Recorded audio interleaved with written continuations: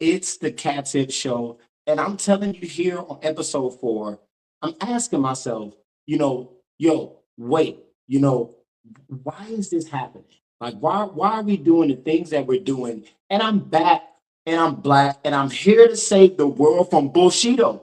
I'm here to save the world from Bullshido because at this point, you know, I keep saying it's getting out of control, but it's reaching a fever pitch. And if we don't come together as Bullshido bashers, as people who are tired of fake martial arts, who knows? Who knows what can happen to the martial arts community? And in hip hop, you gotta check this out. The Bronx School of Hip Hop. The Bronx School of Hip Hop. There is a high school opening in the Bronx that is a school of hip hop. I want to talk about the hilarious Black church videos because it's funny. And I love Black people and I love Black church. And we're going to talk about it. And I have to. I would be remiss if I did not look at the results of the main event last weekend, May 9th, of UFC 328, Chimaev versus Sean Strickland, because this is what inspired the title, which is like, wait, why is this happening? Why are we doing this? Why are we having all this trash talk? But I tell you what, as we get into this, you know what I'm going to say. Bullshido is getting out of control. And I called out Systema last time. So as I'm scrolling and I'm looking and I'm doom scrolling, I'm finding it on Instagram, and I'm telling you right now, Bullshido is getting out of control. Systema, if you want some, I'm ready. I'm ready, Systema. If anybody who is a Systema practitioner wants to tell me and help me decide or at least find out what is going on in this video, tell me, Systema, what is going on. You got to see this. Listen, Systema, this is getting out of control. Let's see if this is Systema. We do not train to be merciful here. Mercy is for the weak. Here, on the street, in competition, a man confronts you, he is the enemy. An enemy deserves no mercy. Finish him!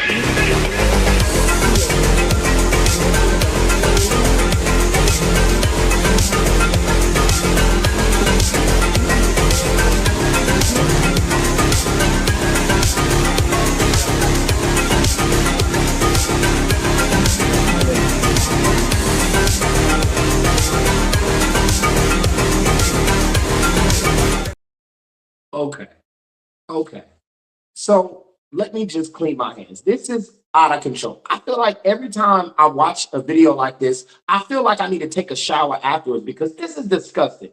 Systema, this is disgusting. He has Systema on his show. You think I'm picking on Systema. You think I'm bullying Systema, but I'm saying, Systema, come and get some, Systema, because I'm tired of it. Systema is a Russian martial arts system. It started in Russia. I don't know the description of Systema, but I'm telling you, this is Bullshido.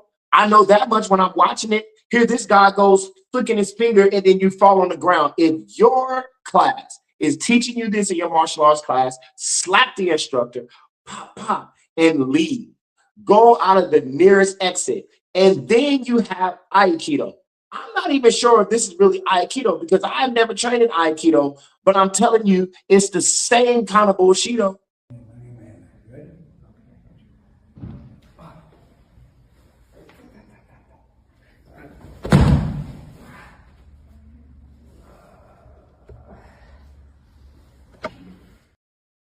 Aikido, I'd like for you to tell me just what in the hell is going on. What are you doing, Aikido? Aikido in the martial arts community has been made a joke on. Maybe it's Steven Seagal. Maybe it's videos like this, demonstrations like this that make Aikido Bullshido. See, maybe Aikido is even an efficient self-defense system, but you would never know because this is the stuff that's made popular on the internet. It's getting out of control. And I have to ask myself, what is happening? Wait, why is this happening? Why is this being allowed in the martial arts community? People pay money for these classes. It is getting out of control. And I'm calling you out here on the Katib Show.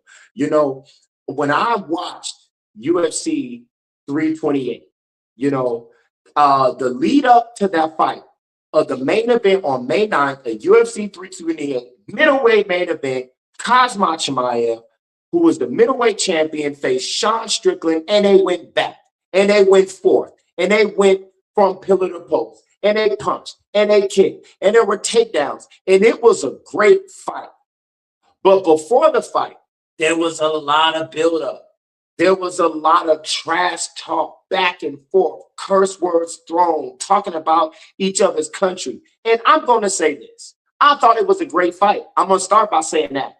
But I just feel like it reminds me, if you think back, remember Rampage Jackson versus Rashad Evans? You can't be a casual. You remember Rampage Jackson versus Rashad Evans? Remember Rampage? It's going to be black on black crime.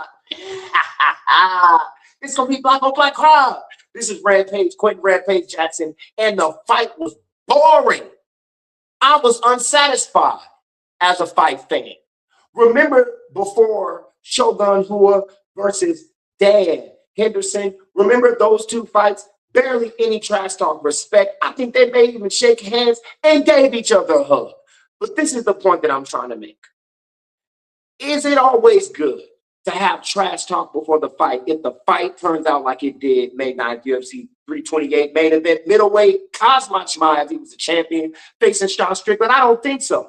Because after all of the talk and all of the shots thrown, you would think that they would have a back and forth war. I didn't feel like it was a back and forth war. I felt like they had a fight like the energy of two guys that respected each other and may have even trained with each other at a certain time and point. That's just my opinion. That's my point of view. And I'll take you back to Shogun Henderson and Dan Henderson. I'll take you back to Rashad Evans and Quentin Rampage Jackson. For me, and this is my MMA math, most of the fights that have all the trash talk and build up, they don't tend to be all that they put out to be by all the trash talk. But the fights where you least expect it, it's about expectation. That's what I'm trying to say. It's about expectation. I expected for there to be a knockout. Boom!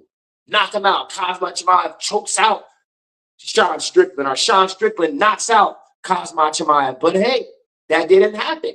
And I'm saying that hey, wait, you know, why is this happening? Are we saying that mixed martial arts, we say martial arts, if we both to bow and have Bullshido, not Bullshido, but Bullshido and martial arts respect and going to have a respectful fight like we've seen 328, or is it a trash talk sport? Is it an entertainment sport where you get rowdy and you trash talk and you go and then you have a dragged out war of attrition? That's not what I've seen in 328.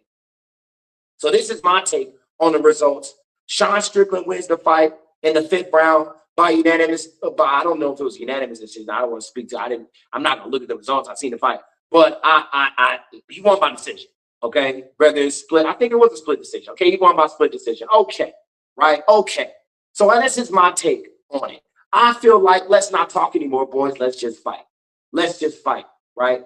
And in the black church, in the church, let's just rejoice. I'm telling you, you think it can't get any crazier? It can. Every time it can get just a little bit crazier because now, you know, folks go to the club. Still, folks go to the club, and you go to the club with your homegirls, you go to the club with your homeboys, you want to shake it. You want to drop it. You want to pop it. That's what happens at the clubs. But now, as you can see in this video, this gospel video, you see they're dropping it for Jesus. You think I'm playing? Check it out. Dropping low for Jesus. Keep the Lord in mind. When you dirty wine, drop it for Jesus. In the club, shake it to the floor and showing love. I'm on the grind, cause for my sins he died.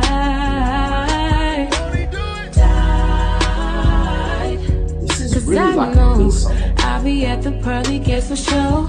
I'll be in the number when the trumpet starts to blow. But tonight I gotta drop it low. Drop it low. See? You thought I was playing. I'm not playing. It's serious. People go to the club all the time, and if this came on the club, you tell me what you think people are gonna do? Walk out the club? You think people are gonna walk out the club? No, people are gonna drop it low. See, this is even outside of the church, but it's all related. This is the gospel song, and it's saying drop it low for Jesus. Out of control. Why is this happening? Why is this happening? But it gets it gets a little bit deeper. It gets a little bit more crazy, you know, just when you least expect to check it out. I prophesy supernatural weight loss. Wait. And this will be a sign. As you declared the instant weight loss, her pants became super, super loose. We have witnesses around her that were saying her pants were so tight. And when she stood up after the video, her pants are completely loose, just like the testimony in the video. This is an instant testimony. This is a game. There's God in the house, Kimberly. God is in the house. This is crazy. This is crazy. And I said, as a man of God, this will be a sign that this week will be a supernatural week. Y'all think it's a game? Nobody, what are you so angry for, sir? Nobody said it was a game. First of all, it's a lot going on, okay? You're saying that there's an instant testimony that a lady's pants were around her stomach tight. And then when you said what you said, her pants loosened up. I call malarkey. I call ham. I call BS. It's out of control. Why is this happening? Wait, right? Because she can easily just have had bigger pants on. Maybe I'm a skeptic. Maybe it's real that I'm a skeptic. But she could have just had bigger pants on. She pulled the pants out. This is out of control. And then what makes it even worse is him coming out, y'all think it's a game. Y'all, it's like this almost like intimidation factor. Like if you don't believe it, shame on you for being a skeptic of something that is as absurd as what we're seeing right now. You know, so I'm thinking because, you know, the last episode, unfortunately, we were talking about Pras being locked up for 14 years, the legendary Fugees, the hip hop group, the iconic group, the Fugees, and one of the members, Pras, Wyclef, and Miss Lauryn Hill, but we know Pras had got 14 years for bank fraud. So that was a bit of a downer. I'm not gonna lie, that was a bit of a downer. But have I got news for you? You're not even gonna believe it. Okay, you're gonna think I'm making this up, but I'm not. And I'm gonna read you from the official website of the Bronx School of Hip Hop. That's what I said. The Bronx School of Hip Hop opening up on Webster Avenue in Bronx, New York. I just want to read like a little bit of the overview. The Bronx School of Hip Hop is a public high school where culture is the curriculum and ownership is the outcome. Born in the birthplace of hip hop, this school transforms creativity into academic excellence and performance into proof of mastery. Rooted in the 5 elements: MCing, DJ, graffiti, breaking, and knowledge of self. Oh, the Bronx School of Hip Hop. Say what? What are you talking about? I want to go back to being in high school so I can go to the Bronx High School of Hip Hop, 9th through 12th grade, on the website. Academics, Regents and AP aligned with core curriculum delivered through hip hop and project-based learning with public exhibitions and performance-based assessments. Check this out. Spanish in the cipher, word language through reggaeton, identity, and cultural analysis, the Hip Hop Enterprise Lab. This is happening in the Bronx. This is happening in 2026, the Bronx School of Hip Hop. Say what? What are you talking about? Why is this happening? Because it needs to happen. Because this is important. How are we going to preserve the legacy of hip hop? How are we going to preserve something that we created, the legacy of hip hop, coming out of the Bronx, New York, if we don't have things like this happening? This blows my mind. You know, I want to go back to being in high school so I can go to the Bronx School of Hip Hop in the Bronx, New York. Listen, on this episode, okay, we look at what happened with Sean Strickland and Khamzat Chimaev, and I'm going to just let that down by saying this. You know, I thought that was a great fight, but I'm also a martial artist, so of course I thought it was a great fight. But I'm talking about the people that just watch, right, casually. They probably would have. I mean, I got up. You could get up. You could have gotten up and went, got yourself something to drink, came back to sit down. You know what I'm talking about.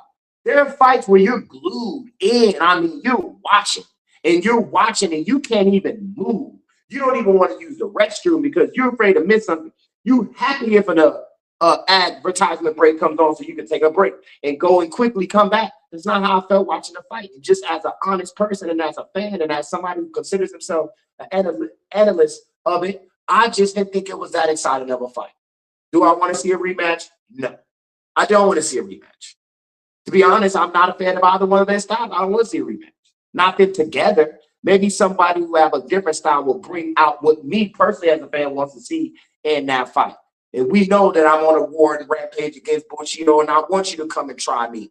Systema operatives. I don't know what to call them. Systema people. I want you to come. Aikido, I'll battle you right here on the Katib Show. You know you're wrong, and you know it's Bullshido. And what? The Bronx School of Hip Hop is out of control. Don't forget the hilarious Black Church videos right here on the Katib Show. If you have enjoyed being here with me for this short amount of time and just, you know, taking the time to have YouTube therapy, go ahead and like and subscribe to the video. And I will be back with episode 5 right here on the Katib Show.